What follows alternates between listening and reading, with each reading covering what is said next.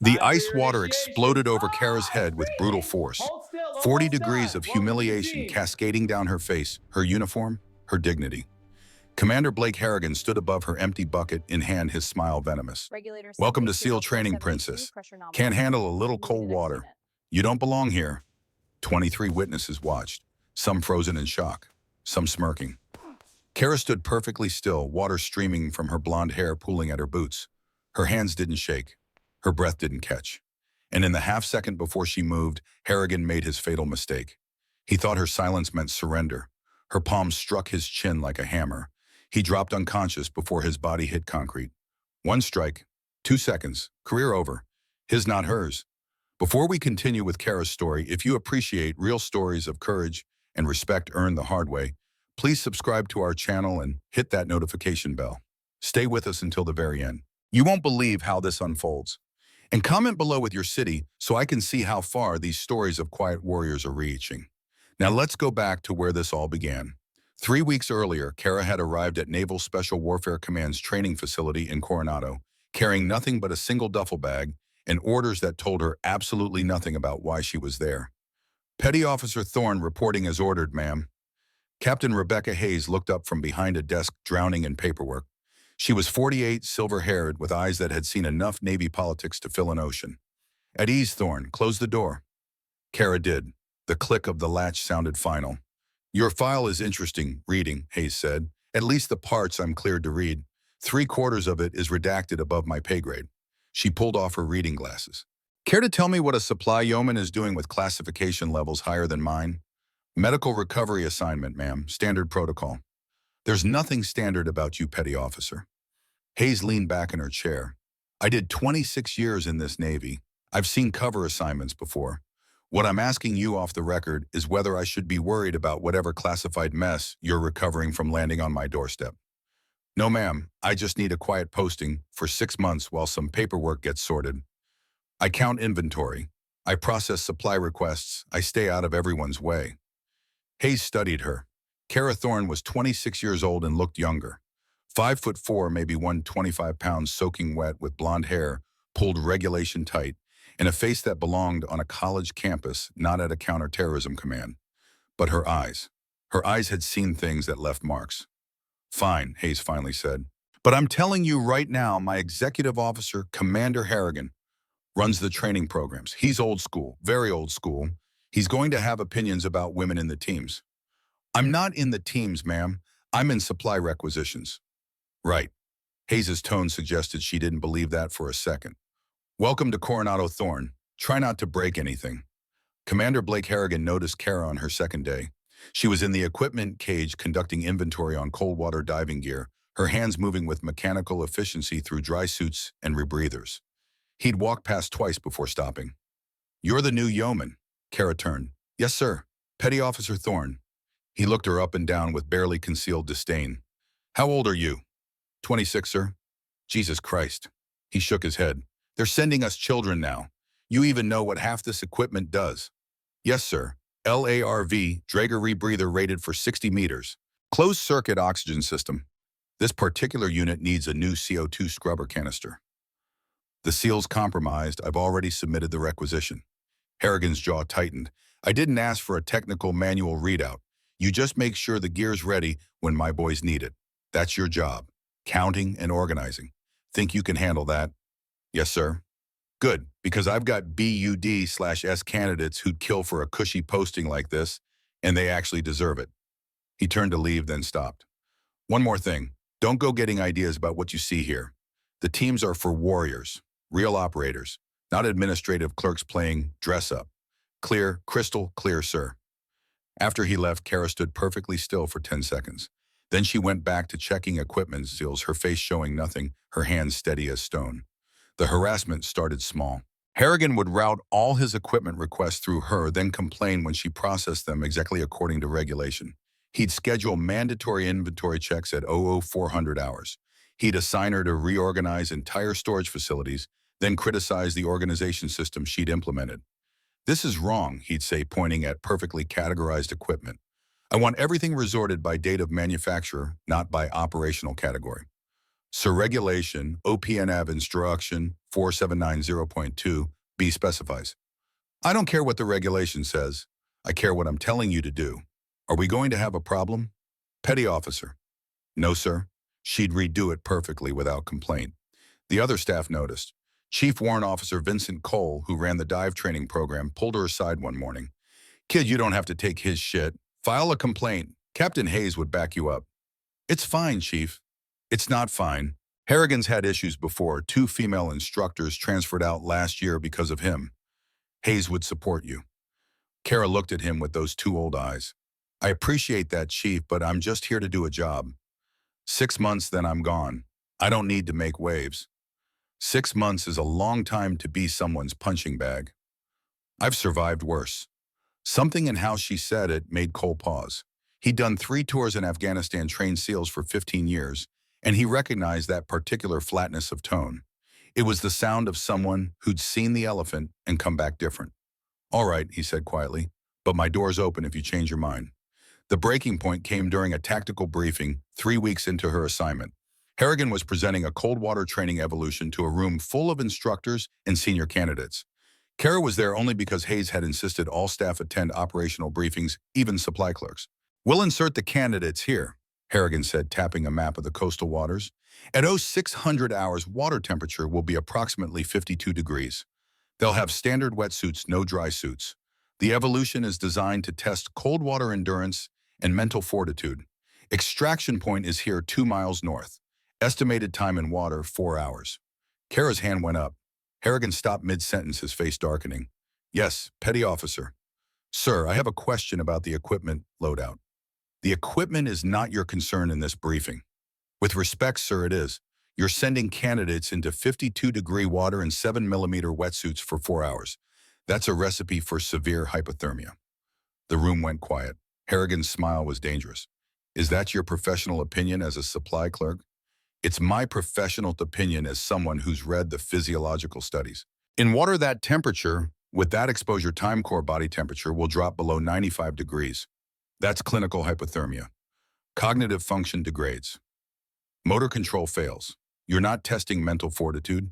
You're risking lives. These are SEAL candidates. They're supposed to be uncomfortable. There's a difference between uncomfortable and medically dangerous, sir. Additionally, you have no fast response warming protocol listed. If someone goes into severe hypothermia, extraction time alone could be fatal. Harrigan walked slowly toward where she sat in the back row. Let me explain something to you, sweetheart. I've been training SEALs since before you could spell Navy. I know exactly what these men can handle. What I don't need is some paper pusher who's never spent a day in combat conditions telling me how to do my job. I'm not telling you how to do your job, sir. I'm telling you the equipment parameters don't match the operational requirements. Now, what you're doing is embarrassing yourself in front of real operators. He gestured at the room. These men have earned the right to have opinions on training. You've earned the right to count boxes. Stay in your lane. Kara stood up. She was a foot shorter than Harrigan, but something in how she carried herself made the size difference irrelevant. My lane, sir, is ensuring this command doesn't lose candidates to preventable medical emergencies because someone confused toughness with stupidity. The room sucked in a collective breath. Harrigan's face went purple. Get out. Sir, I said get out. And since you clearly have too much free time to attend briefings that don't concern you, report to the dive equipment storage facility. I want every single piece of gear re-inventoried, inspected, and cataloged. You have until 2000 hours tonight. That's 12 hours, petty officer. Think you can count that high? Kara's voice was perfectly level. Yes, sir. She walked out. Behind her, she heard Chief Cole start to speak up, and she heard Harrigan cut him off. Anyone else want to question my training protocols? Silence. The dive equipment storage facility was a massive concrete building that smelled of neoprene and salt water. Kara had already inventoried it twice. She knew exactly what was in every bin, on every shelf, in every locker. She started again anyway. 4 hours in her hands moving through equipment with machine-like precision, she heard the door open. She didn't look up. Working hard, I see. It was Harrigan, and he wasn't alone. She could hear at least 6 other sets of footsteps. She straightened and turned. Harrigan stood flanked by Lieutenant James Brennan and Chief Petty Officer Daniel Grayson, along with 4 BUD S candidates who looked uncertain about why they were there. Harrigan was carrying a large gray bucket. "You know what the problem is with your generation?" he said conversationally, walking toward her. "You all think you deserve respect just for showing up. You think putting on a uniform makes you a warrior." "I never said that, sir." "No, but you implied it. Standing up in my briefing, questioning my decisions, making me look bad in front of my men." He stopped 10 feet away. "Out here, respect is earned. It's paid for in sweat, in blood, and suffering. You understand that concept?" "I do, sir." "Really, because I don't think you do. I think you've spent your entire Navy career in air-conditioned offices filing paperwork playing at being a sailor. I think you have no concept of what real operators endure." Kara said nothing, but her eyes tracked the bucket. "C and BUD/S, we have a tradition," Harrigan continued. "When someone gets too big for their britches, when they forget their place, we remind them what cold really feels like. We call it surf torture. Hours in the ocean, hypothermia setting, and finding out what you're really made of." He lifted the bucket. "But since you're not a candidate, I thought I'd bring the ocean to you." "Sir, I don't think," Grayson started. "Did I ask you to think, Chief?" "No, sir." "Then stand there and watch. Everyone here is going to learn an important lesson about respect." Kara's voice cut through. "Commander, this is assault. You understand that?" "Assault?" Harrigan laughed. "This is training, petty officer. This is me teaching you what SEAL culture really means. If you can't handle a little cold water, you definitely don't belong anywhere near this command." He stepped closer. The bucket sloshed. Kara could see ice floating in the water. One of the candidates, a kid with an Arizona accent named Ryan Foster, spoke up. "Sir, maybe we should—" "Shut your mouth, candidate. You don't have opinions yet. You haven't earned them." Harrigan raised the bucket. "Last chance, Thorne.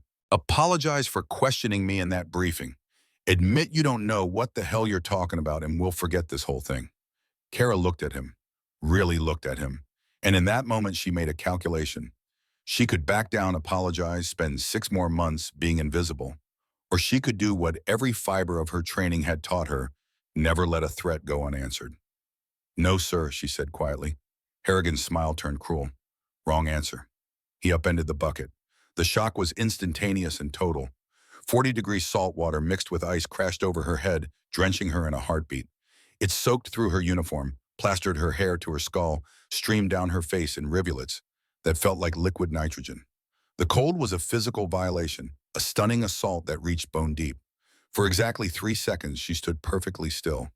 Water dripped from her chin. Her uniform clung to her frame. Ice chunks slid off her shoulders and hit the concrete floor with small wet sounds. The witnesses stood frozen, some shocked, some uncomfortable. Harrigan triumphant. Then Kara moved. It happened faster than thought. Her left hand came up, fingers splayed, and touched the back of Harrigan's neck. Not grabbing, just steadying. The way you might place a hand on a melon before cutting it. Her right hand palm open drove forward in a short, perfectly controlled arc. The palm heel strike caught Harrigan square on the point of his chin. The angle was surgical. The force was calculated. The result was inevitable. Harrigan's head snapped back. His eyes rolled up, showing white. His knees buckled. And all 210 pounds of him dropped like a building in controlled demolition. He hit the concrete floor with a sound that made everyone wince. A heavy final thud. He was unconscious before his shoulder blades touched ground. Absolute silence. Kara stood over him, water still dripping from her hair, her hand still extended in the follow-through position. Then she slowly lowered her arm, flexed her fingers once, and looked at the 6 stunned men staring at her. Grayson found his voice first. "Holy shit!" Brennan was already moving, dropping to one knee beside Harrigan, checking his pulse. "He's out cold. Jaw is definitely broken. Jesus Christ, Thorne. What the hell did you just do?" Kara's voice was perfectly calm. "He assaulted me. I defended myself." "Defended yourself? You knocked out a superior officer. After he committed battery against me in front of 6 witnesses. Self-defense is clearly protected under UTD-MJ Article 916. Foster, his face pale, stammered. "She's right. He dumped water on her first. We all saw it." "Shut up," Brennan snapped. Then to Kara, "You're under arrest. You understand that you just ended your career." "Possibly," Kara said. "But he'll think twice before he humiliates someone again." She looked down at Harrigan's unconscious form. "Chief, I recommend you get Commander Harrigan to medical. That's a mandibular fracture, probably hairline. He'll need imaging and possible surgical stabilization. and someone should check for concussion protocol. Grayson stared at her. How do you know? Because I know how to throw a palm strike and I know exactly what happens when you do it correctly. Kara turned and walked toward the door. I'll be in my quarters if anyone needs me. You can tell Captain Hayes I'll cooperate fully with whatever investigation she wants to run. Where do you think you're going? Brennan shouted. Kara stopped at the door and looked back. At Harrigan's unconscious form. At the spreading pool of ice water. At the men who'd stood there and let it happen. To change into a dry uniform, she said. Unless that's against regulations, too. She walked out into the California sunshine, leaving 6 men and 1 unconscious officer behind her. And for the first time in 3 weeks, something like a smile touched the corner of her mouth. It lasted exactly 2 seconds. Then the weight of what she'd just done, what she'd just sacrificed, what she'd just revealed, settled onto her shoulders like lead. She'd blown her cover for a moment of pride, and she had absolutely no idea what came next. And somewhere in the California night, 8 BUD/S candidates were about to begin a cold water training evolution that would go catastrophically wrong. Somewhere the wheels of military justice were beginning their slow, inevitable turn. Somewhere Commander Blake Harrigan was learning that consequences delayed are not consequences avoided. But Kara Thorne, for the first time in 6 months, felt like herself again. The holding cell wasn't actually a cell. It was a converted storage room in the administrative building with a cot, a toilet, and a door that locked from the outside. Kara sat on the edge of the cot, her uniform finally dry from the ice water assault 6 hours ago, and waited. The door opened without warning. Captain Hayes stepped inside, closed it behind her, and stood there for a long moment, just looking at Kara with an expression that was equal parts fury and fascination. Explain, she said finally. He dumped a bucket of ice water on me in front of witnesses, ma'am. I defended myself. You broke his jaw, fractured it. There's a difference. Hayes's eyes narrowed. The medical officer says you hit him with the precision of a professional fighter. Says the angle was calculated to maximize damage while minimizing the risk of killing him. I know how to throw a palm strike, ma'am. It's basic hand-to-hand combat training. For SEALs, maybe, not for yeomen. Hayes pulled a tablet from under her arm and tapped the screen. I spent the last 4 hours on the phone with people whose names I'm not cleared to know trying to access your actual service record. You want to know what I learned? Kara waited. I learned that Petty Officer First Class Kara Thorne officially doesn't exist. The woman with your name and service number has a file that's 90% redacted. The parts I can read say you joined the Navy at 18, went through basic, got assigned to administrative duties, and have been pushing paper ever since. Hayes leaned forward. Unremarkable. Boring. Safe. Yes, ma'am. Except that's not true, is it? Because boring paper pushers don't move like you move today. They don't calculate strike angles. They don't casually diagnose mandibular fractures. Hayes's voice dropped. One of the candidates who witnessed what happened, his father is a Marine colonel. The kid called him tonight, freaked out, described what he saw. The colonel called me personally. You know what he said? Kara remained silent. He said the technique you used is taught at exactly one place, the Special Operations Combatives course at Fort Bragg. And the only Navy personnel who go through that course are DevGru operators. Hayes's voice was barely above a whisper now. So I'm going to ask you one more time, and I need the truth. Who the hell are you? Kara looked at her hands. They were steady. They were always steady. I'm someone who's supposed to be invisible for 6 more months, ma'am. That's all I can tell you. That's not good enough. It's going to have to be, because anything else is classified above your clearance level. You said so yourself when I arrived. Hayes's jaw clenched. This is my command. I have a right to know if... The door burst open. Lieutenant Brad Harris stood there, breathing hard, his face pale. Ma'am, we have a situation, training accident, maritime exercise. Hayes spun around. What happened? Our HIB capsized during the cold water drills. 8 candidates in the water. We've lost radio contact. The words hit the room like a physical force. Kara was on her feet instantly, her mind already calculating timelines, survival windows, extraction protocols. Where's the safety boat? Hayes demanded. Trying to reach them, but the swells are running 12 feet and visibility is near 0. Fog rolled in out of nowhere. They can't find them. Kara's voice cut through, sharp and urgent. What's the water temperature? Harris blinked at her, surprised she'd spoken. 51 degrees. Why, how long have they been in the water? 47 minutes. Jesus Christ. Kara turned to Hayes. Ma'am, in water that temperature they have maybe 30 more minutes before severe hypothermia sets in. If the safety boat can't navigate in fog. I didn't ask for your input, petty officer. Ma'am, with respect, you don't have time for pride right now. Those kids are dying. Hayes's face hardened. Lieutenant Harris, get me Commander Peterson at Coast Guard Station, San Diego. Tell them we need immediate helicopter support. Already tried, ma'am. They're grounded. The fog's too thick. They said they can't launch until visibility improves. How long? Weather Service says at least 3 hours. The room went silent. Everyone there understood the math. 3 hours was a death sentence. 8 young men candidates who'd survived months of brutal training were going to die from hypothermia because a safety boat couldn't find them in the dark. Hayes's hands clenched into fists. Get every available boat in the water, expand the search grid, and someone find me Harrigan's training plans. I need to know exactly where they were supposed to be. Ma'am, Kara said quietly, Harrigan's in the hospital with a fractured jaw. And even if he wasn't, sending more boats into zero visibility conditions without proper equipment just gives you more casualties. Then what do you suggest, petty officer? Hayes snapped. Because right now I'm looking at 8 dead candidates in a congressional investigation that's going to end my career and shut down this command. So unless you have a better idea, Thorne, shut your mouth and let me. I can find them. The words hung in the air. Hayes stared at her. Harris stared at her. Even Kara was slightly surprised she'd said it out loud. What did you say? I can find them, ma'am, but I need 3 things. Kara's voice was steady, certain. Full operational authority, access to the experimental maritime equipment in Locker 9 Delta. And I picked my team. Hayes's face went red. You're under arrest for assaulting a superior officer. And 80 kids are dying in the Pacific Ocean. Kara met her eyes. Which problem matters more right now, ma'am? Harris looked between them, his face pale. Captain, we don't have time to. I know we don't have time, Hayes's voice cracked. Then she took a breath, forced herself to be calm, and looked at Kara with something that might have been desperation. If I do this, if I give you what you're asking for, and those candidates die anyway, I'm finished. We both are. They won't die, ma'am. How can you possibly know that? Because I've done this before. I've done it in worse conditions with worse odds, and I brought everyone home. Kara's voice carried absolute certainty, the kind of confidence that came from experience, from having lived through impossible situations and survived. But we're wasting time debating.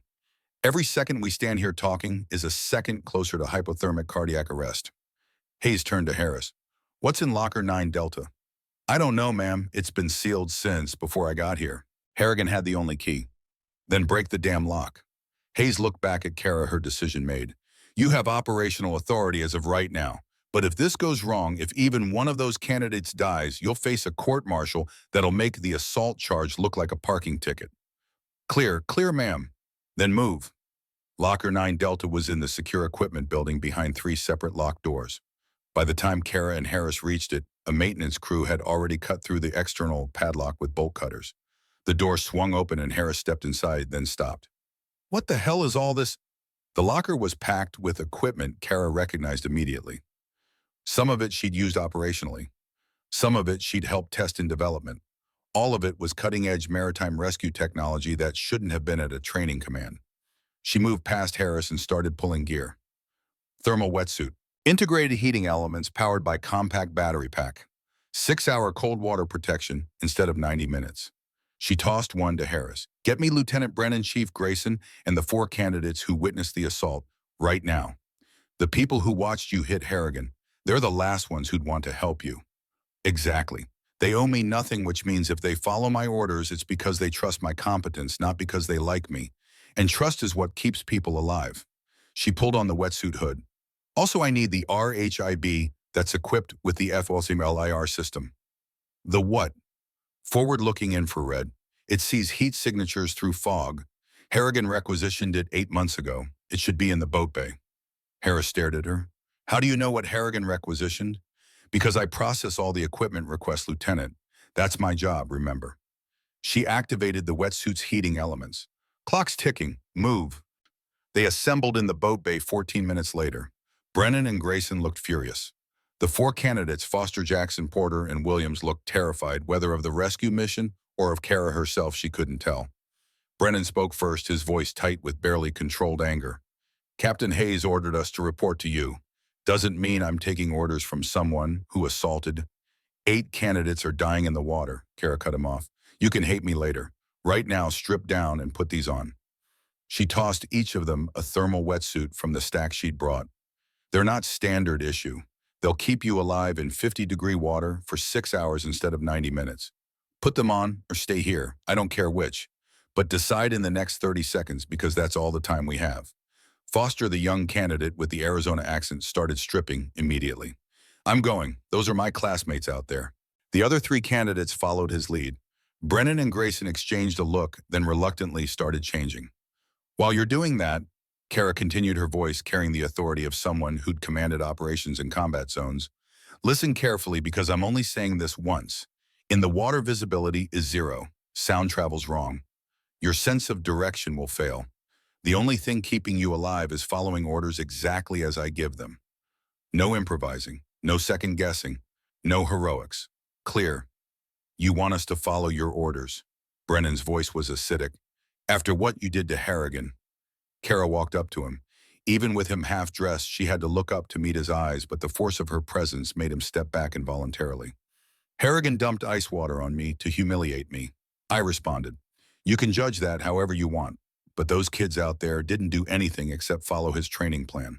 The same plan I warned him was dangerous in this morning's briefing. The same plan you all sat there and said nothing about. She turned to address the whole group. So you can stand here and debate military justice, or you can help me save lives. Which is it going to be, Lieutenant? Brennan's face flushed, but he didn't have an answer. Finally, he finished pulling on the thermal suit. What are your orders? We launch in 3 minutes. Grayson, you're on navigation. Brennan and you handle comms. Foster, you're with me on the thermal scanner. I'll teach you how to read it on the way. The rest of you are on rescue assist. We find them, we get them out, we get them warm. Questions? Yeah, Grayson said. How are you planning to find them when the Coast Guard can't? Kara pulled a handheld device from the equipment locker. It looked like a modified sonar unit with an LCD screen and multiple control dials. This is a prototype thermal tracker. It reads water temperature differentials. 8 men in the water create a heat signature even through fog. It's not perfect, but it's all we have. You're betting their lives on a prototype. No, Chief, I'm betting their lives on my ability to use it. She checked her watch. 2 minutes. Finish getting ready. The RHIB cut through the bung like a knife through silk. The clock read 21:47 hours, 9:47 at night. The candidates had been in 51-degree water for 47 minutes. Hypothermia was no longer theoretical. It was active, aggressive, and deadly. Visibility was less than 10 feet. The world had disappeared, replaced by a gray void that pressed in from all sides, disorienting and absolute. Kara stood at the bow, the thermal tracker in her hands, her eyes locked on its screen. Foster crouched beside her, watching over her shoulder. I don't see anything, he whispered. You won't until we're close. The fog interferes with the signal. We're navigating by probability right now. Probability. Harrigan's training plan had them moving north-northwest. Current runs south-southeast at about 1.3 knots. Wind's been pushing west. Factor in drift time and cold water panic swimming, and they should be somewhere in a 300-meter radius of this position. She adjusted a dial on the tracker, her fingers moving with practiced efficiency. Foster looked at her with something like awe. You calculated all that in your head. It's just math, Foster. Physics doesn't care about your feelings. She increased the tracker's gain. Survival is always just math. You calculate the variables, you execute the solution. Emotion is what gets you killed. Behind them, Brennan was on the radio. Search command, this is Rescue 1. We're at grid coordinates, Charlie 7. No visual contact. Continuing search pattern. The radio crackled back. Rescue 1 Coast Guard is still reporting 0 visibility. How are you navigating? Brennan looked at Kara. She didn't look back. Her focus was absolute. Her eyes scanning the thermal tracker's screen with the intensity of someone reading auguries in ancient texts. Tell them we're using thermal imaging and dead reckoning, she said without turning around, and tell them to clear the channel. We need to listen for voice contact. Brennan's jaw clenched, but he relayed the message. The radio went quiet. They moved through the bog in expanding circles, the RHIB's engine, a low growl, everyone straining to hear anything over the water and wind. The cold was brutal, even through the thermal suits. The fog seemed to swallow sound itself, creating a disorienting silence, broken only by the slap of waves against the hull. Then Foster grabbed Kara's arm. There, on the screen. Is that? Kara was already moving. Grayson heading 04580 meters. Cut the engine when I say. The boat turned. The fog swallowed them deeper. 50 meters. 30. Cut it now. The engine died. In the sudden silence they heard it, a voice weak and desperate calling out across the water. Help someone. We're here, please. We're here. Sound off, Kara shouted into the fog. How many? 8. The voice was raw with cold and fear. All 8, but Johnson's not responding. I think he's... Hold on, Kara called back. We're coming to you. Keep talking so we can track your voice. She turned to the team. Brennan, Grayson, prep the rescue basket. Foster, you're going in the water with me. The rest of you get ready to haul them up fast. Hypothermia sets in hard once they stop moving. Move. They moved. Kara grabbed Foster by the shoulder as he pulled on a safety harness. Stay close to me in the water. We bring them to the boat one at a time, worst cases first. You panic, you die. You understand? Then, yes, ma'am. Good, then let's go fishing. She went over the side into the freezing water and Foster followed. The cold hit like a fist to the chest even through the thermal suit. 51-degree water found ways to hurt no matter what you were wearing. Kara kicked hard following the sound of voices that seemed to come from everywhere and nowhere in the fog. Keep talking, she shouted. We're tracking your position. Here, we're over here. Johnson's not moving. He's just floating. 20 meters. 15. Then she saw them. 8 dark shapes bobbing in the swell, their faces pale as death, their movements sluggish and uncoordinated. The early signs of severe hypothermia were obvious even from a distance. Foster, take the 3 on the left. Get them to the boat. I've got Johnson. But that's an order, candidate. He swam toward the others. Kara reached Johnson in 4 powerful strokes. The kid was face up, his eyes half closed, his lips blue. She grabbed his vest, felt for a pulse. Thread thin, maybe 40 beats per minute. She'd seen this before. His core temperature was dropping into the danger zone. Johnson, can you hear me? Nothing. His eyes didn't focus. His body was dead weight in the water. Brennan, she shouted toward where the boat should be. I need the rescue basket starboard side now, and prep the warming blankets. I'm bringing you a critical. She heard the splash of the basket hitting water. She kicked toward the sound, dragging Johnson his dead weight, fighting her with every stroke. The fog was so thick she couldn't see the boat until she was 5 feet from it. Grayson was leaning over the side. Jesus Christ, is he? He's alive. Barely. Get him up. They hauled Johnson into the basket. Kara grabbed the side of the boat and pulled herself halfway up. His core temp is probably 88, maybe lower. Severe hypothermia. We need to rewarm him slowly or his heart will stop. Where are the active warming blankets? Right here, one of the candidates said, holding up a silver thermal wrap. Not those. The active warming ones, the ones with the heating elements and battery packs from the equipment locker. The candidate stared at her. I don't know what. Kara was over the rail in one smooth motion, water streaming from her suit. She pushed past him, grabbed a pack from the specialized gear, and ripped it open. Inside were blankets with embedded heating elements powered by compact lithium batteries. She wrapped Johnson in 3 layers, activated the battery packs, and pressed 2 fingers to his throat. His pulse was erratic, skipping beats. He's going into V-fib, she said flatly. Where's the AED?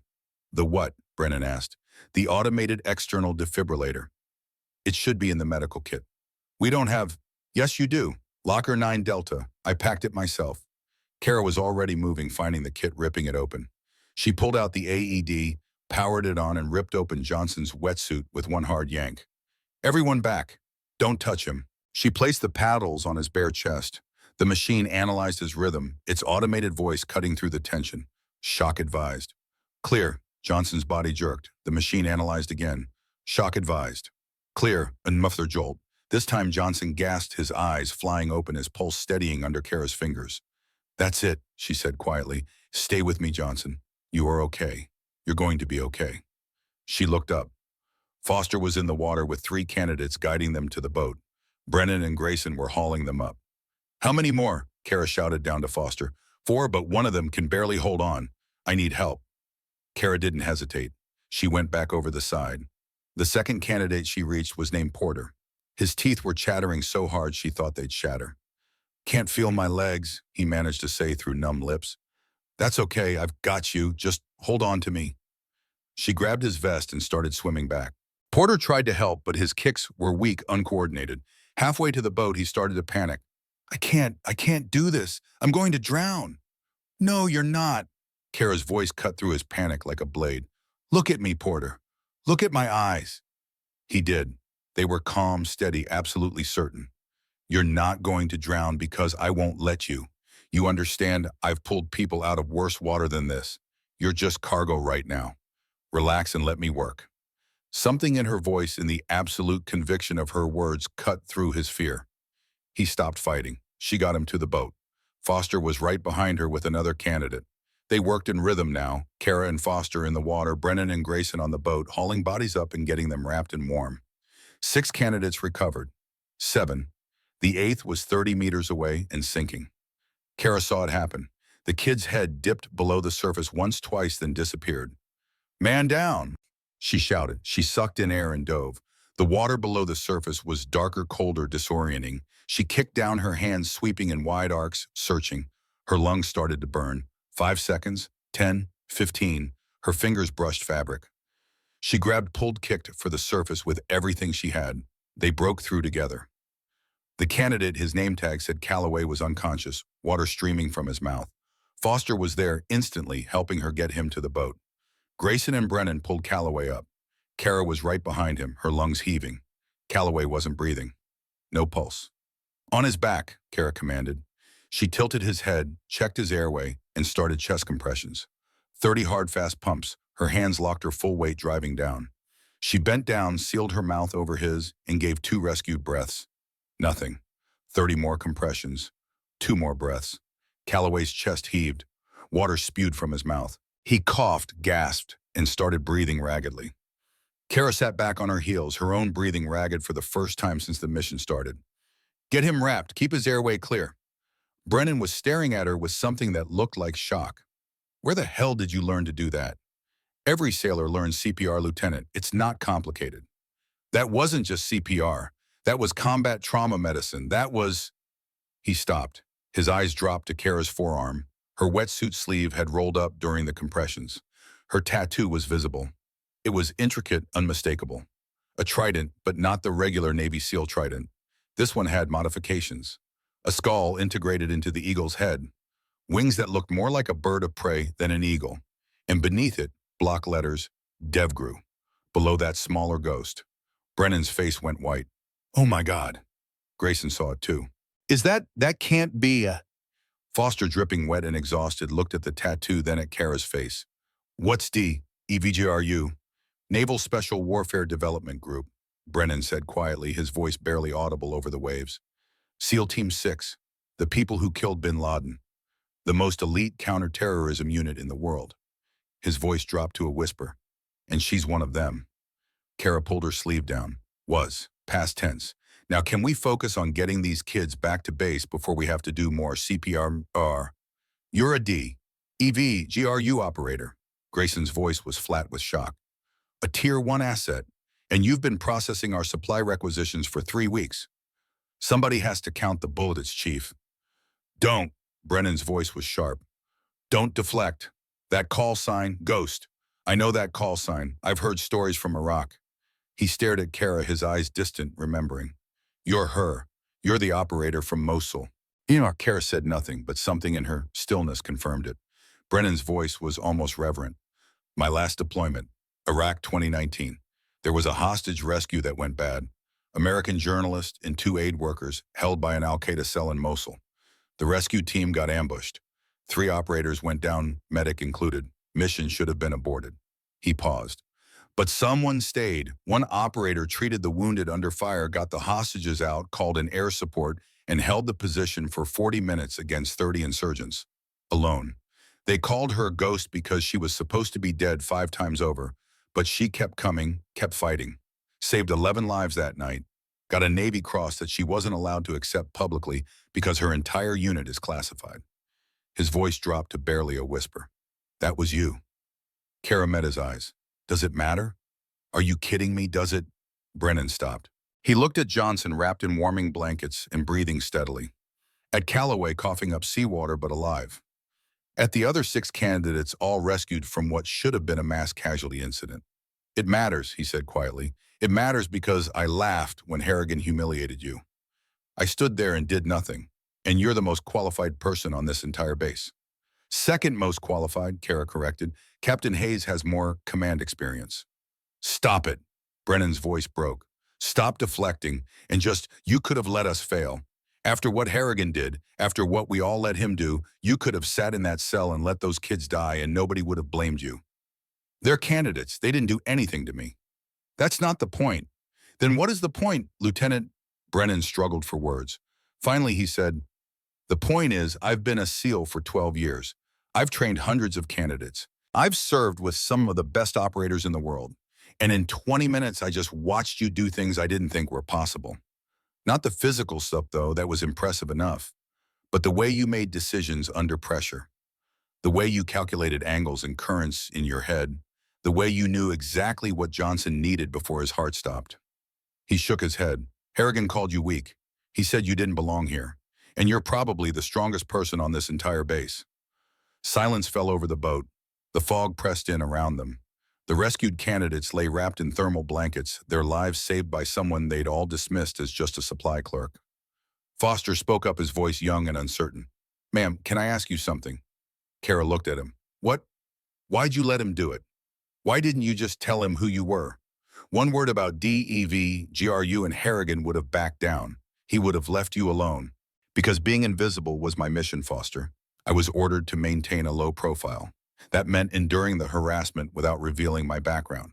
She checked Johnson's pulse again. Stronger now. Steadier. Mission parameters changed when candidates' lives were at risk. Priorities shifted. So breaking his jaw was part of the mission. No, that was personal, and I'll pay for it. She looked at Foster directly. But it was worth it. Grayson, who'd been silent, finally spoke. You said was DEV, GRU. Why aren't you still with them? Kara's jaw tightened fractionally. I took a bullet in Somalia. Hostage rescue. The round hit my shoulder, shattered the clavicle, nicked my subclavian artery. I should have bled out in 90 seconds. But my team medic kept me alive long enough for extraction. Spent 6 months in recovery. By the time I was cleared for duty, the doc said my shoulder wouldn't hold up to operational stress. Her voice was flat, clinical. Standard protocol for injured Tier 1 assets. Keep us in the Navy where we can be monitored but away from the public, where we might accidentally reveal classified information. Hence, supply requisitions at SEAL Training Command. That's, Foster started. Your shoulder seemed fine when you pulled Calloway out of the water, Grayson finished. Physical therapy works wonders, Chief. But the Navy doesn't reverse medical discharges based on personal improvement. They base them on liability assessments. And I'm apparently a liability. Brennan looked at her with something like understanding. That's why you didn't fight back against Harrigan's harassment. You couldn't risk another incident that might get you fully discharged. Correct. Until today. Until today, Kara agreed. When the choice became tolerating abuse or saving lives, the math changed. Grayson's secondary radio channel suddenly crackled to life. A voice distorted by what sounded like a voice modulator, but unmistakably Harrigan's came through from what sounded like a hospital room. Need damage control. She can't be allowed to testify. Find the original transfer orders. The ones showing I specifically requested her assignment to Coronado. Everyone in the boat froze. Grayson quickly muted his own mic and turned up the volume. They listened in shocked silence. Another voice, younger, uncertain. Sir, those orders are classified. Why would you request a DevGru operator for supply requisitions? Harrigan's voice came through bitter and venomous, despite the modulator distortion. Because I failed their selection twice, and she passed on her first attempt at 23 years old. She became everything I couldn't be. I wanted her here where I could prove she didn't deserve it. Where I could break her. Static crackled. Then the other voice, Jesus Christ, sir. That's justice. Harrigan cut him off. She doesn't belong in this community. I was going to make sure everyone knew it. The channel went dead. 6 men stared at Kara in stunned silence. Foster's voice was barely a whisper. He knew, from the very first day, this wasn't harassment. This was a targeted campaign to destroy you. Brennan's face had gone from shock to fury. He failed DevGru selection twice, and you became one of their best operators. That's what he couldn't stand, not that you were a woman, that you were better than he could ever be. Kara's voice was flat, emotionless, but her hands had curled into fists. How long was that channel recording? The whole conversation? Grayson said, checking his equipment. Every word. This proves premeditation. This proves he knew exactly who you were and targeted you anyway. This destroys any defense he has left. Good. Kara turned back toward the bow, her profile silhouetted against the fog. Make sure Admiral Hendricks gets a copy, every word. Brennan looked at her, at the rigid set of her shoulders, the controlled fury in her stillness. You knew, didn't you? You suspected he was threatened by you. I suspected. Men like Harrigan don't harass people randomly. They target threats. She checked Johnson's pulse again, steady now, warming. But I couldn't prove it. Now we can. The radio crackled. Rescue 1, this is Search Command. What is your status? Grayson grabbed the mic. Search Command, we have all 8 candidates recovered. One critical one, Sirius 6 stable, requesting immediate medical support on arrival. There was a pause. Then Captain Hayes' voice came through tight with barely controlled emotion.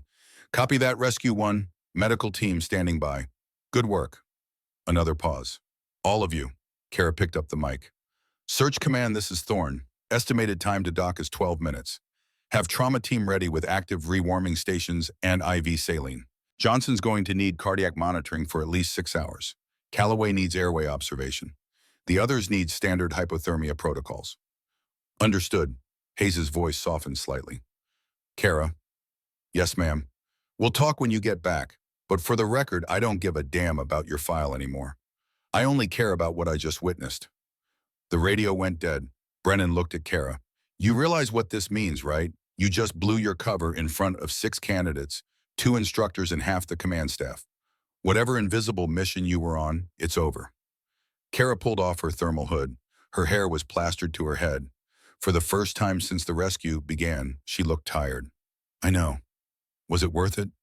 She looked at the 8 shivering candidates wrapped in warming blankets, their lips still blue, but their eyes alive with gratitude and shock. Ask me after the court-martial, she said. Grayson, take us home. They pulled into the dock at 22:01 hours. The entire command was waiting. Medical personnel with stretchers and warming equipment. Instructors from every training department. Support staff. Candidates from 3 different BUD/S classes. News had spread. Everyone wanted to see the supply clerk who'd just done the impossible. As the boat tied up, Kara helped carry Johnson on a stretcher to the waiting ambulance. The medical team took over their movements, practiced and efficient. She stepped back and found herself face to face with Captain Hayes. Hayes didn't speak at first. She just looked at Kara, her expression unreadable. Then slowly, deliberately, she came to attention and rendered the sharpest, most perfect salute Kara had ever received. Behind her, one by one, every sailor on that dock did the same.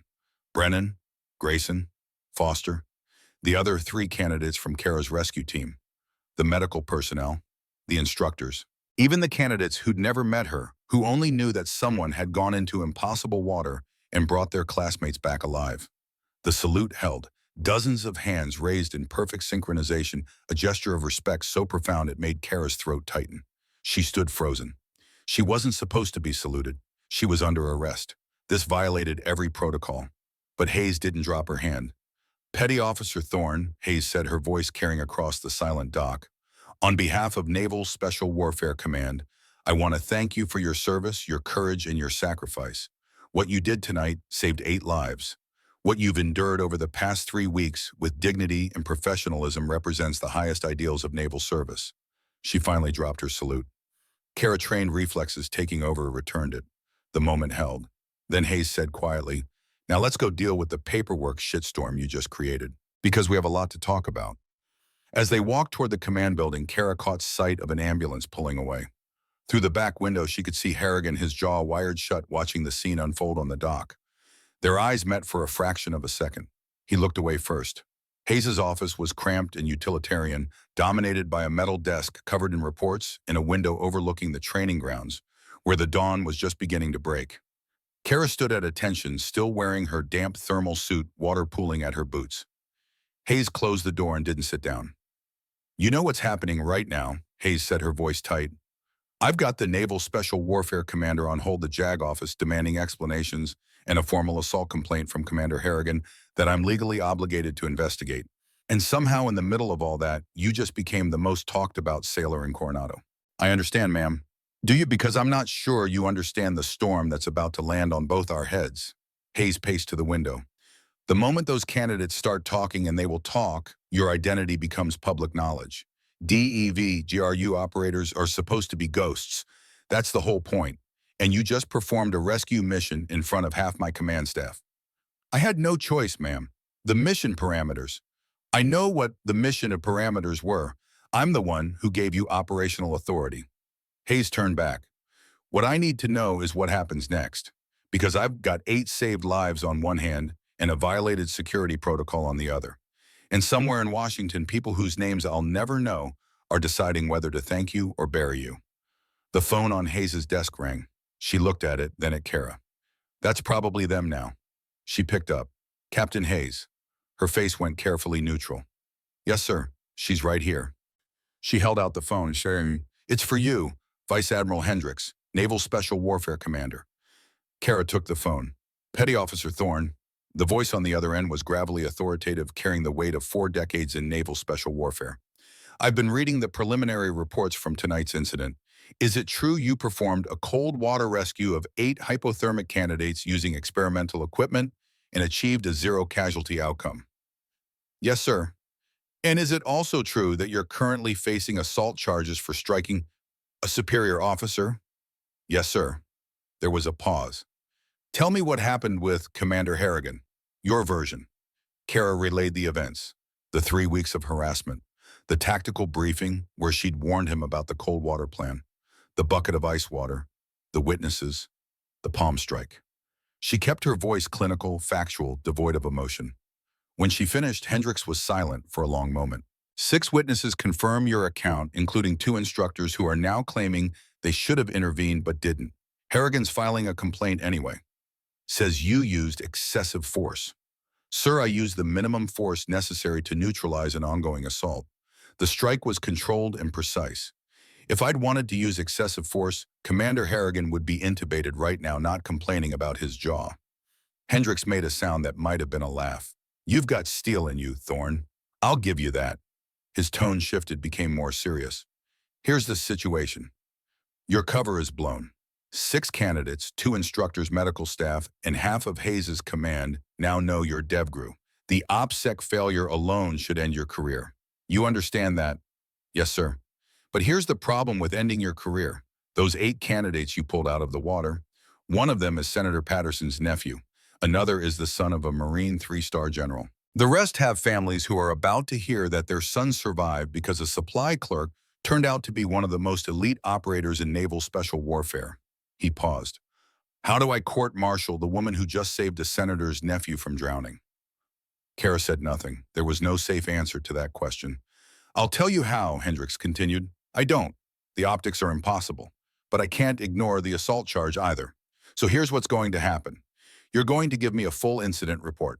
Captain Hayes is going to conduct an investigation, and we're going to let the facts speak for themselves. If the investigation shows Harrigan committed assault first, your response becomes legally justified self-defense. Case closed. And if it doesn't, sir, then you'll face a court-martial and I'll lose the best maritime rescue operator I've seen in 20 years. But I don't think that's how this plays out. Hendricks' voice softened slightly. Off the record, Thorne Harrigan's had complaints before. 3 separate incidents of gender-based harassment. None of them stuck because the women involved transferred out rather than fight it. But this time he picked on someone who hits back. And I'm not inclined to protect officers who humiliate their subordinates for sport. What about my assignment? Sir, my cover is compromised. Your cover was temporary anyway. Medical discharge from active combat operations doesn't mean we stick you in a supply closet to rot. That was just placement while we figured out what to do with you. He paused. How's your shoulder, honestly? Functional, sir. Some limitation and extreme extension, but operational within normal parameters.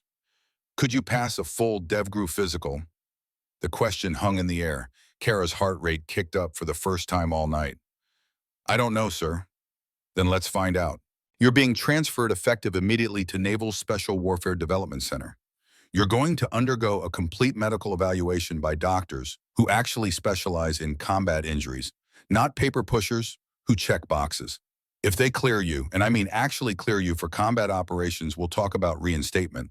If they don't, we'll find you a position that uses your skills properly. Training, curriculum development, maritime rescue protocol. Something better than counting inventory. Kara's throat tightened. She'd spent 6 months believing her career was over, that the bullet in Somalia had ended everything she'd worked for. Sir, don't thank me yet. You've still got the Harrigan situation to resolve. And depending on how that investigation goes, none of this might matter. But Captain Hayes is running point on that, and she strikes me as someone who doesn't tolerate bullies. He paused. Put her back on. Kara handed the phone to Hayes. Sir. Hayes listened for 2 minutes, her expression unreadable. Understood, sir. I'll have the preliminary report on your desk by 0800. She hung up and looked at Kara. Sit down, petty officer. Kara sat. Hayes remained standing, leaning against her desk. Admiral Hendricks is giving you a lifeline, but that lifeline depends on my investigation showing what I think it's going to show, that Harrigan committed assault, and you responded appropriately. Hayes crossed her arms. So I'm going to ask you something, and I need complete honesty. Did you hit him harder than necessary? Kara met her eyes. No, ma'am. I struck him exactly as hard as required to incapacitate him without causing permanent damage. A controlled palm heel strike to the mental protuberance angled to maximize cranial rotation while minimizing cervical spine risk. He'll recover fully in 6 to 8 weeks. You calculated all that in the half-second before you hit him. No, ma'am. I calculated it years ago during combatives training. Tonight I just executed. Hayes studied her. You know what scares me about you, Thorne? Not your skills, not your combat record. The fact that you can turn violence into mathematics and execute it without hesitation. Would you prefer I'd done nothing while he assaulted me, ma'am? No, I'd prefer we lived in a Navy where you didn't have to make that choice. Hayes pushed off the desk. But we don't, so here's what happens next. I'm interviewing every witness. I'm pulling Harrigan's personnel file, and I'm going to document every single complaint that's been filed against him over the past 5 years. Then I'm going to write a report that makes it very clear who the actual problem is in this command. There was a knock on the door. Hayes called out, "Enter." Chief Cole stepped in, followed by Brennan and Grayson. All three looked like they'd been through a war, their faces drawn with exhaustion, and something that looked like shame. Cole spoke first. Ma'am, we need to talk about Commander Harrigan. Hayes crossed her arms. I'm listening. Brennan stepped forward. Captain, I was there when he dumped the water on Thorne. I witnessed the whole thing, and I need to state for the record that it was unprovoked assault. He orchestrated it deliberately, brought witnesses, made it a show. He wanted to humiliate her publicly. Grayson nodded. I tried to stop him, ma'am. He ordered me to stand down, said we were all going to learn a lesson about respect. And did you, Hayes asked, learn a lesson about respect? Yes, ma'am, Brennan said quietly.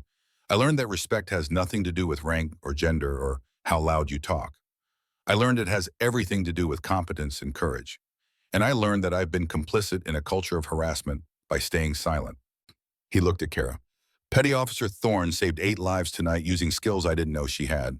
Skills I should have known she had if I bothered to look past Harrigan's narrative. That's on me. Hayes's expression softened slightly. What you just said, all three of you, are you willing to testify to that under oath? Yes, ma'am, they said in unison. Good, because I'm convening a formal Article 32 hearing tomorrow morning at 0800. Harrigan's being investigated for assault, harassment, and conduct unbecoming. And you three are going to tell the investigating officer exactly what you just told me. Cole cleared his throat. Ma'am, there's something else. I pulled Harrigan's training records going back 3 years. He held up a tablet. The cold water evolution that went wrong tonight. It was the same plan he ran 18 months ago.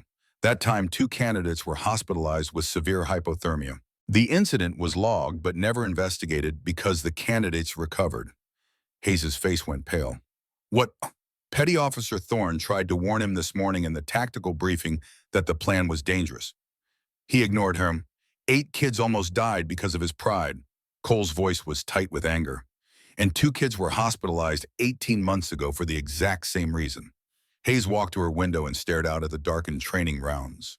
When she spoke, her voice was tight with controlled rage. How long has this been going on? How many candidates has he broken? How many instructors has he driven out? How many sailors has he abused while I sat in this office processing paperwork and assuming everything was fine? Ma'am, you can't blame yourself for... Brennan started. Yes, I can. This is my command, my responsibility. And I let a predator operate freely because I was too busy managing up instead of managing down. She turned back. That ends now. Tomorrow morning, Harrigan is relieved of all training responsibilities pending investigation. Lieutenant Brennan, you're taking over his duties as senior instructor. Chief Cole, you're running cold water protocols from now on with input from Petty Officer Thorne on equipment and safety standards. Brennan blinked. Ma'am, I don't think I'm qualified to. You just told me you learned a lesson about respect and competence tonight. Prove it. Show me you can run training that builds warriors instead of breaking sailors. Hayes looked at Kara. And you, I don't care what Admiral Hendricks said about transfers. Until that medical evaluation happens, you're our maritime rescue subject matter expert. I want you reviewing every cold water protocol we have. I want safety recommendations. I want equipment upgrades. And I want you to train these instructors how to do it right. Ma'am, I'm still facing an assault investigation. You're facing a formality. The investigation will show what we all know. Harrigan committed assault and you defended yourself. It'll take 72 hours to make it official. Until then, you're on restricted duty, which means you stay on base and keep your head down. But restricted doesn't mean useless. Work with Cole and Brennan. Make sure this never happens again. Grayson shifted uncomfortably. Captain, what about the candidates who witnessed everything they're going to talk? By tomorrow morning, everyone on this base will know Thorne is DEV-CHARU. Let them talk, Hayes said flatly. The truth is out. We can't put it back. What we can do is control the narrative. As of right now, the official story is this Petty Officer First Class Kara Thorne is a decorated naval special warfare operator on medical recovery assignment. She defended herself against assault, then risked her life to save 8 candidates from a botched training evolution. She's a hero, not a criminal. Anyone who says otherwise answers to me. Clear. Yes, ma'am. Good, now, get some sleep. We got a lot of work ahead of us. Hayes paused. Dismissed, except you, Thorne. The 3 men filed out. Kara remained seated. Hayes sat down heavily behind her desk for the first time that night. She looked tired, older than her 48 years. You know what keeps me up at night, Hayes said quietly. Knowing I almost lost 8 kids because I trusted the wrong officer. Knowing I had one of the most capable operators in the Navy counting bullets in my supply cage while a mediocre bully ran my training programs. She looked at Kara. How did you stay quiet for 3 weeks? Orders, ma'am, and honestly, I've endured worse. Harrigan's harassment was annoying, not dangerous. I could handle it. You shouldn't have had to. With respect, ma'am, every woman in the military has handled worse at some point. We calculate the cost of fighting back versus the cost of staying quiet. Usually staying quiet is cheaper. And tonight the math changed. Lives were at risk. Staying quiet would have caused 8 casualties. So we spoke up, got punished for it, and then proved my point by saving everyone anyway. Kara's voice was matter of fact. It's not personal. It's just how the system works. Hayes shook her head. That's the most depressing thing I've heard all day. And I spent 2 hours on the phone with JAG lawyers. She pulled out a legal pad and started writing. I'm documenting everything. Every detail of Harrigan's harassment. Every failure in our training protocols. Every systemic issue that let this happen.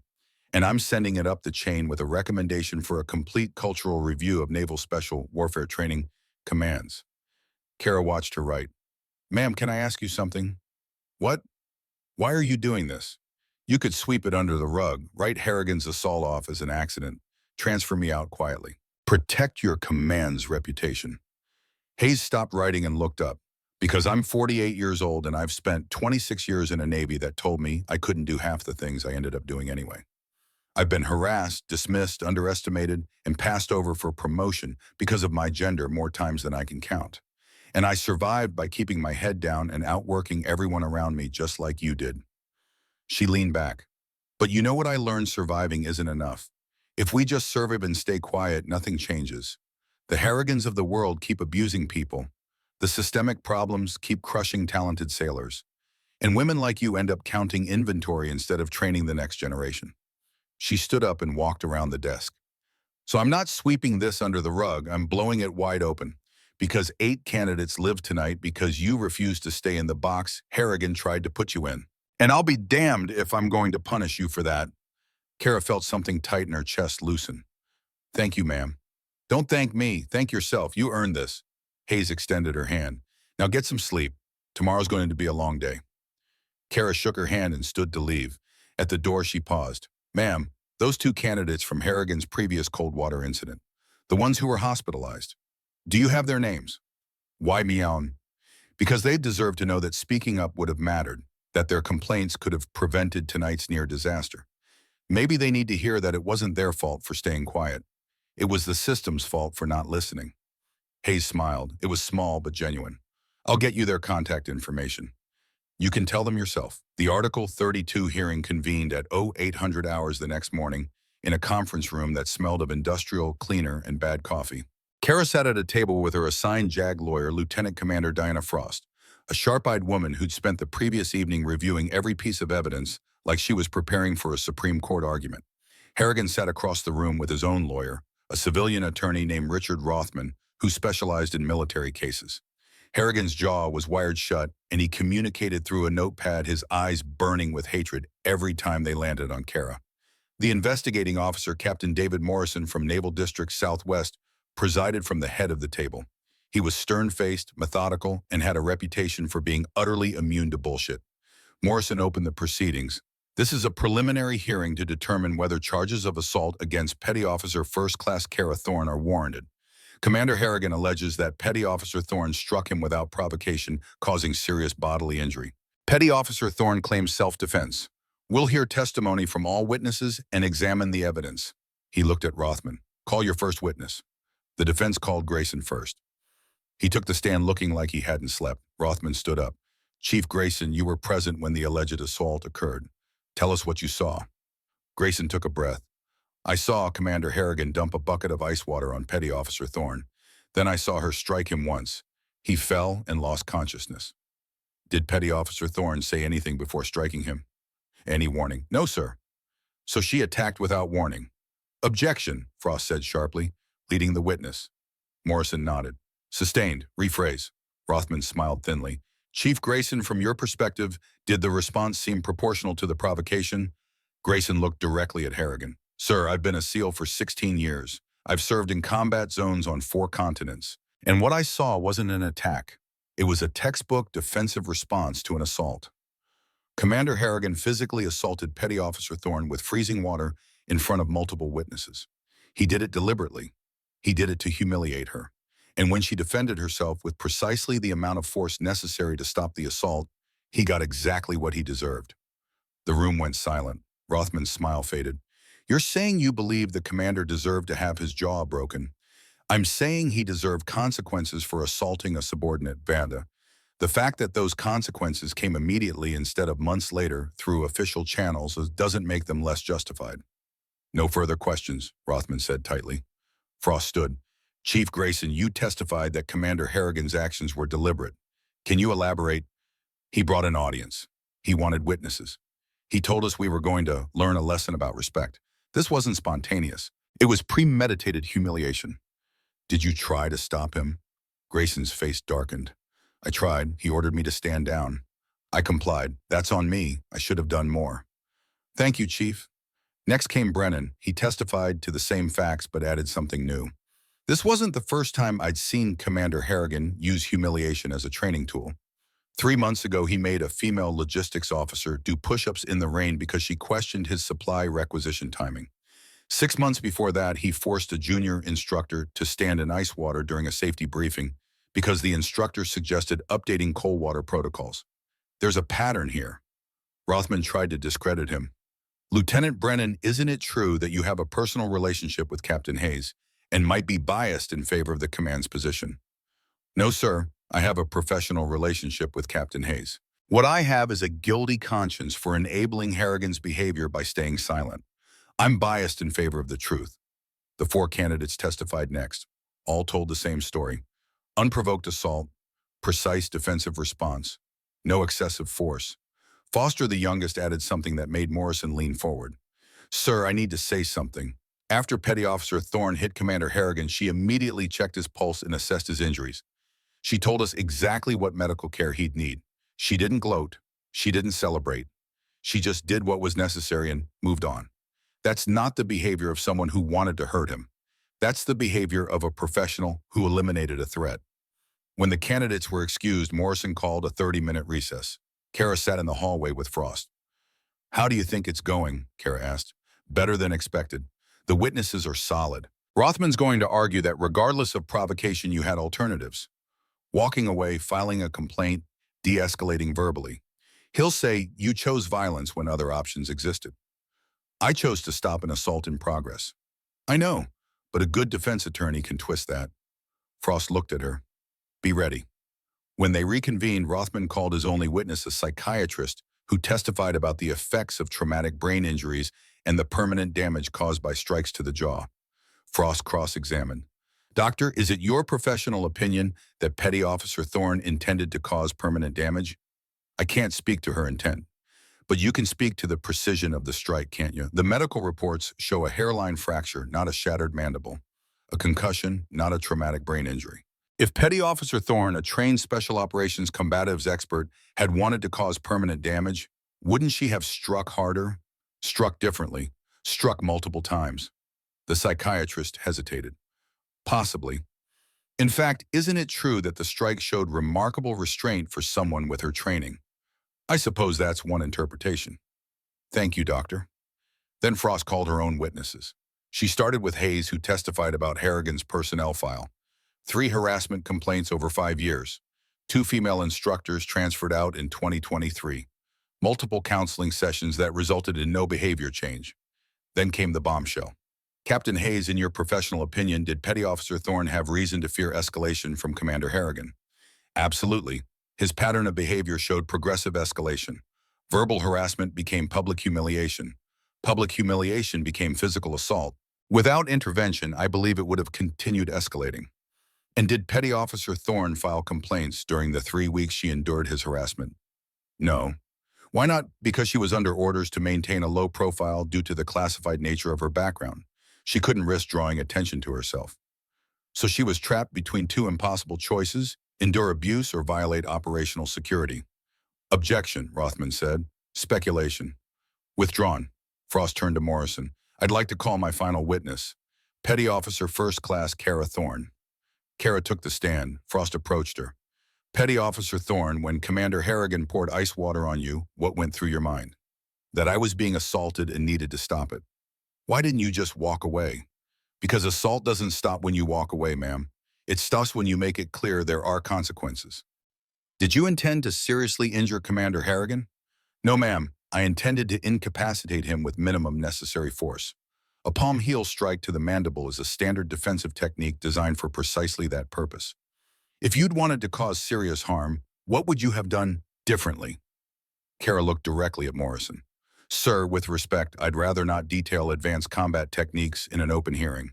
But I can say that if my intent had been serious injury, Commander Harrigan wouldn't have woken up with just a fractured jaw. Frost nodded. Thank you, your witness counselor. Rothman stood. Petty Officer Thorne, you claim you were under orders to maintain a low profile, yet you assaulted a superior officer in front of 6 witnesses. That doesn't sound low profile to me. The low profile directive was superseded by the immediate threat, sir. Threat, a bucket of cold water, is a threat. Assault is a threat, sir. Whether it's delivered with a bucket or a fist doesn't change the fundamental violation. But you could have reported it through proper channels. I could have. And while I was filling out paperwork, Commander Harrigan would have continued his pattern of harassment and dangerous training decisions. 8 candidates would have died in the water the next night because I stayed quiet instead of proving his incompetence. Rothman's eyes narrowed. You're saying you knew candidates would be endangered. I warned him that morning in the tactical briefing, sir. He dismissed my concerns and punished me for speaking up. Then his training plan nearly killed 8 sailors exactly as I predicted. So yes, I knew. And I was proven right. No further questions. Morrison called for a 1-hour recess to review the evidence. Kara waited outside with Frost. 63 minutes later, they were called back in. Morrison stood. After reviewing all testimony and evidence, I'm making my recommendation to the convening authority. The evidence clearly shows that Commander Harrigan committed assault against Petty Officer Thorne. Her response, while forceful, was legally justified self-defense under UC MJE Article 916 and relevant case law. The charges against Petty Officer Thorne are dismissed. Kara felt Frost's hand on her shoulder squeezing. Morrison continued looking at Harrigan. However, I'm recommending a full investigation into Commander Harrigan's conduct. The pattern of harassment documented here, combined with the training, safety violations, and the assault itself, constitute conduct unbecoming an officer under Articles 93, 128, and 133. Commander Harrigan is hereby relieved of all training duties immediately and will face potential court-martial proceedings. Harrigan's face went pale. His lawyer started to object, but Morrison cut him off. This hearing is adjourned. Kara walked out into California sunshine feeling like she'd been holding her breath for 3 days. Brennan was waiting outside with Grayson and Foster. "How'd it go?" Brennan asked. "Charges dismissed. And Harrigan under investigation, probably facing court-martial of his own." Brennan nodded slowly. "Good. That's good." He looked uncomfortable. "Listen, Thorne, I wanted to say—" "You already said it in your testimony, Lieutenant. We're good." "No, we're not. I stood there and watched him humiliate you. I laughed. I was complicit. And no testimony in a hearing changes that." Kara looked at him. "You're right. It doesn't change it. But what you do next does. You're running training now. Make it better. Make it fair. Make sure the next woman who shows up here doesn't have to break someone's jaw to be taken seriously." "I will. I promise." "Good." She looked at all three of them. "Now gear up. Maritime Rescue Certification starts Monday. If you're going to run cold water evolutions, you're going to learn how to do it right." 3 days later, Kara stood in a medical examination room at Naval Medical Center, San Diego. A team of orthopedic specialists had spent 2 hours putting her through the most comprehensive physical evaluation she'd ever endured. Range of motion tests, strength assessments, stress positions, combat simulations. They'd pushed her shoulder to failure trying to find the breaking point. They hadn't found it. The lead surgeon, Commander Dr. Helen Voss, reviewed the scans on a light board. "Your shoulder's healed better than I expected. The bone remodeling is excellent. Range of motion is nearly full. Strength testing shows you're at 93% of baseline for your age and weight." "Is that enough?" Kara asked. "For what?" "For DevGru operational status." Voss turned. "That's not my call to make. But medically, yes, you're cleared for full combat duties. Whatever restrictions were placed on you after your initial injury are no longer warranted. Whoever put you on desk duty clearly didn't understand how well the human body can heal when you actually let it." Kara felt something unlock in her chest, a tension she'd been carrying for 6 months suddenly releasing. "You're sure?" "I'm looking at your scans right now, Petty Officer. Your shoulder is sound. You're 26 years old and in peak physical condition. There's no medical reason you can't return to active special operations." Voss smiled. "Whoever cleared you for recovery did good work. You should thank them." That afternoon, Kara received orders. Report to Naval Special Warfare Development Group, Dam Neck, Virginia. Medical clearance approved. Operational status active. She was going back. Before she left Coronado, there was one more thing to do. She met with the 2 former candidates who'd been hospitalized during Harrigan's previous cold water disaster. Their names were Tyler Matthews and Patrick Sullivan. Both were 24. Both had left the Navy after dropping out of BUD/S. Matthews was working construction now. Sullivan was in grad school studying engineering. They met at a coffee shop off base. Both men looked uncomfortable, ashamed, like they were meeting with a reminder of their failure. "We heard what happened," Matthews said. "About you and Harrigan, about the rescue." "I wanted you to know something," Kara said. "What happened to you wasn't your fault. You tried to report his dangerous training. The system failed you, not the other way around." Sullivan shook his head. "We should have pushed harder. If we had, maybe those 8 guys wouldn't have been in danger. Maybe you wouldn't have had to. Or maybe Harrigan would have buried you deeper and nothing would have changed. You can't know." Kara leaned forward. "What you can know is that your experience mattered. The documentation of your incident was part of what brought him down. You contributed to that even if it took 2 years to matter." Matthews looked down at his coffee. "Does it get easier, the feeling like you failed?" "No," Kara said honestly, "but it gets quieter. And eventually you realize that one failure doesn't define you. What defines you is what you do after." They talked for another hour. When Kara left, both men seemed lighter somehow, like she'd given them permission to stop carrying Harrigan's failures as their own. Her last day at Coronado, Kara stood in the training facility watching Brennan run a new cold water drill. The candidates were better equipped now. Proper thermal suits, updated safety protocols, constant medical monitoring, multiple safety boats with fully CR systems. Brennan ran it with discipline, but without cruelty, pushing the candidates hard, but never past the point of medical safety. Hayes found her there. Second thoughts about leaving. "No, ma'am. Just making sure the changes stick." "They will. Brennan's a convert now, and there's nothing more zealous than a reformed enabler." Hayes handed her a folder. "Your official transfer orders. And something else, a letter of commendation for the rescue operation. It won't erase what happened with Harrigan, but it puts the truth in writing. Kara took it. Thank you, ma'am. Don't thank me. You earned it. You earned all of it. Hayes paused. Can I give you some advice off the record? Of course. When you get back to DevGru, don't hide anymore. Don't make yourself small. Don't let them put you in a box because it's easier to manage you that way. You've got skills most operators will never have. Use them loudly. That's not really how Tier 1 units work, ma'am. We're supposed to be invisible. Invisible in operations, yes, but not invisible in your own command. Not to the people who need to see what you're capable of. Hayes smiled. You showed everyone here what happens when competence gets pushed into a corner.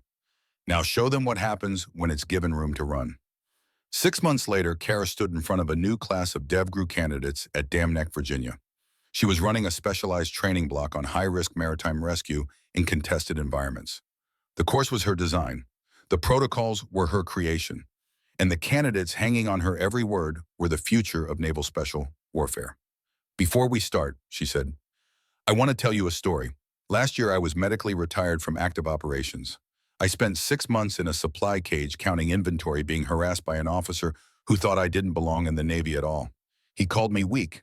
He poured ice water on me in front of an audience to prove it. The candidates listened riveted. I broke his jaw in 2 seconds. Then that same night, 8 hypothermic candidates were dying in the Pacific Ocean. I had to expose my identity and use every skill I'd ever learned to bring them home. Not because I wanted to prove him wrong, though that was satisfying, but because when the mission parameters change, you change with them. You adapt. You execute. You survive. She paused. This course is going to push you harder than anything you've experienced. Not to break you, to prepare you. Because someday, somewhere, you're going to be in an impossible situation with no backup and no good options. And the only thing that'll save you and the people depending on you is your ability to adapt and execute under pressure. She looked at their faces, young, determined, scared, brave.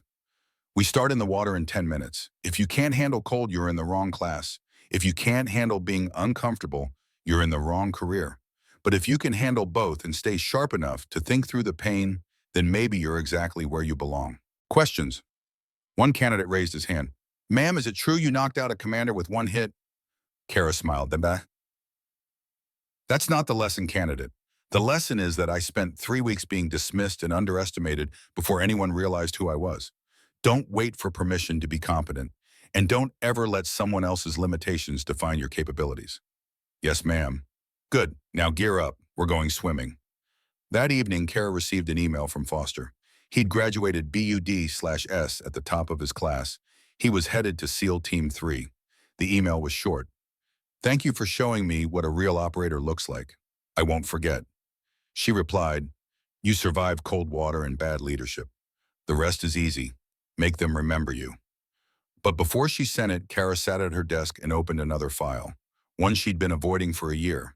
The address was in Virginia Beach, 15 minutes from Dam Neck. Maria Rodriguez, Tommy's widow. 3 days later, Kara stood on a porch in a quiet neighborhood, her hand raised to knock her heart pounding harder than it had during any combat operation. The door opened. Maria Rodriguez was in her early 50s with Tommy's same warm brown eyes. She looked at Kara for a long moment, then smiled sadly. Kara, I was wondering when you'd come. I'm sorry it took so long, ma'am. I should have. Stop. Come in. Maria led her to a living room filled with photos. Tommy in uniform, Tommy with his kids, Tommy receiving his Navy Cross for the Somalia operation where he'd saved Kara's life. He told me about you, Maria said quietly, settling into a chair. Called you the best operator he'd ever worked with. Said you had instincts he'd never seen in 20 years of special operations. She reached for a worn envelope on the side table. This is for you. He wrote it 2 weeks before he died. Kara's hands shook as she opened it. Tommy's handwriting still strong despite the illness eating him from inside Kara. If you're reading this, I'm gone. Don't feel guilty about Somalia. The cancer wasn't your fault, and you don't owe me anything for keeping you alive that night. You would have done the same for me, but I have one request. Don't let them waste you. Don't let bureaucrats or doctors or anyone else tell you what you're capable of. I saved your life in Mosul because I knew you'd save 100 more. Make sure I was right, and when you're ready, teach. Pass it on. The skills die with us unless we give them away. You're too good to keep to yourself. Tommy Kara's vision blurred. She couldn't speak. He knew, Maria said gently. Even then, lying in that hospital bed, he knew you'd end up training the next generation. He told me Kara's not done saving lives. She's just getting started. I didn't know he was sick, Kara managed. I would have. He didn't want you to know. Didn't want anyone making decisions based on sympathy. Maria reached out and squeezed Kara's hand. But he'd be so proud of what you're doing now. Every sailor you train, every life they save with what you teach them, that's Tommy's legacy continuing through you. Before she left, Maria pressed something into Kara's palm, a small metal trident pin worn smooth from years of handling. He carried this through 3 deployments. First, Gulf War Somalia. I want you to have it. Pass it to someone who reminds you of him someday. Kara closed her fingers around it, the metal warm from Maria's hand. I will, I promise. Weeks turned to months. Kara's shoulder held up through every stress test DevGru could devise. Her evaluations were flawless. She ran rescue operations in the Arctic, the Mediterranean, the South China Sea. She trained hundreds of operators in the techniques that had saved 8 lives in Coronado. She rewrote protocols that would go on to save hundreds more. And late at night, when she lay in her rack after 16-hour days of training and operations, she thought about Commander Harrigan, about his fractured jaw and shattered career, about the pattern of abuse that had finally caught up with him. She'd heard through the network that he'd been court-martialed 6 months after her hearing, dishonorably discharged, stripped of rank and pension. Last anyone knew, he was working security at a shopping mall in Ohio, wearing a different uniform, living a different life, carrying the weight of his own failures. She didn't feel sorry for him, but she didn't feel triumphant either. She just felt like the scales had balanced, like consequences had finally found their proper target, like the universe had corrected itself one small measure at a time. 2 years after the incident at Coronado, Captain Rebecca Hayes was promoted to Rear Admiral and put in charge of all Naval Special Warfare Training Commands. Her first official action was implementing a zero-tolerance harassment policy with mandatory reporting and independent investigation protocols. Dropout rates fell, injury rates fell, the quality of graduating operators went up. The culture changed slowly and perfectly, but it changed. Lieutenant Brennan became the senior training officer at Coronado. He ran the toughest, fairest BUD/S classes in the program's history. His candidates learned that excellence didn't require cruelty, that discipline didn't mean abuse, that the strongest leaders were the ones who built people up instead of breaking them down. And at the center of that change was a story that got told and retold in barracks, in briefing rooms, and training facilities across the Navy. The story of a supply clerk who turned out to be one of the deadliest operators in naval special warfare, who endured 3 weeks of harassment with quiet dignity, who defended herself with one perfect strike, who then saved 8 lives in conditions that should have killed everyone involved. The story became legend. The legend became a lesson. And the lesson was simple: respect isn't given because of rank or gender or how loud you talk. It's earned through competence, courage, and the quiet refusal to accept anyone's limitations but your own. The strongest warriors aren't always the ones who shout the loudest. Sometimes they're the ones you never see coming. The ones who do the work while others take credit.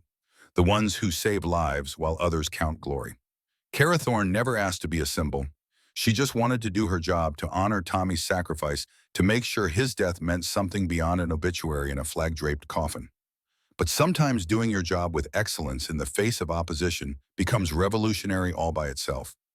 Sometimes one person refusing to accept abuse becomes the crack in a dam that's been holding back change for decades. And sometimes in the cold, dark waters where others see only death, the right person with the right skills can pull everyone back to shore and prove that strength has nothing to do with arrogance and everything to do with the will to act when action matters most.